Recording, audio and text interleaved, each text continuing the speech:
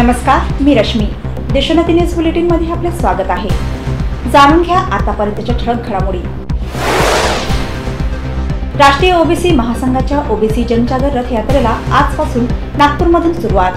नागपूरच्या दीक्षाभूमी येथून निघणार जनजागर रथयात्रा.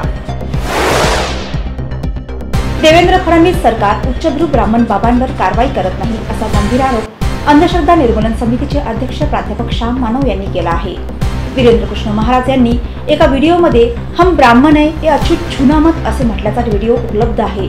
असे म्हणणारा माणूस महाराष्ट्रात येतो, अॅट्रॉसिटी कायद्याचे, जादूटोणा विरोधी कायद्याचे, ड्रग रेमेडीज कायद्याचे उल्लंघन करतो, तरी सरकार या बाबांवर कारवाई करत नाही असा आरोप श्याम मानव यांनी केला आहे.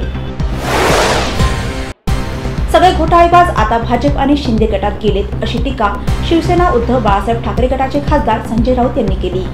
ईव्हीएम हाती भाजप गई, ईव्हीएम है तो मोदी है असेही ते म्हणाले. आमच्या 27% आरक्षणाला कोणी धक्का लावू शकत नाही असे राष्ट्रीय ओबीसी महासंघाचे अध्यक्ष बबनराव तायवाडे म्हणाले.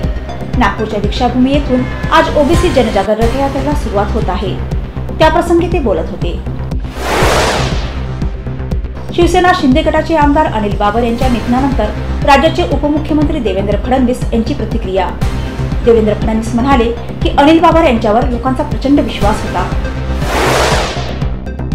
शिवसेना ठाकरे गटाचे आमदार अजय चौधरी यांचा मोठा गौप्यस्फोट. उपमुख्यमंत्री व अर्थमंत्री अजितदादांना निधीसाठी भेटलो असता त्यांनी नकार दिला. ठाकरे गटाच्या एकाही आमदाराला निधी देऊ नका असे मुख्यमंत्र्यांचे आदेश असल्याचे अजितदादा म्हणतात असे चौधरींनी सांगितले. बातमी आहे नांदेडची. माळाकोळी पोलिसांच्या विरोधात चव्हाण कुटुंबियांचे आमरण उपोषण सुरू. लोहा तालुक्यातील लांगडेवाडी शिवारात सालगडी म्हणून काम करणाऱ्या चव्हाण कुटुंबावर हल्ला करण्यात आला. या हल्ल्यात गणेश चव्हाण यांच्या आईचा मृत्यू झाला होता. माळाकोळी पोलिसांकडून आरोपींना फाशीची घातली जात असल्याचा आरोप.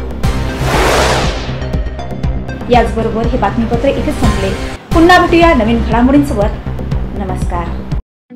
ठळक घडामोडींसाठी देशोन्नती न्यूज चॅनलला सबस्क्राईब करा आणि बेल आयकॉन प्रेस करा.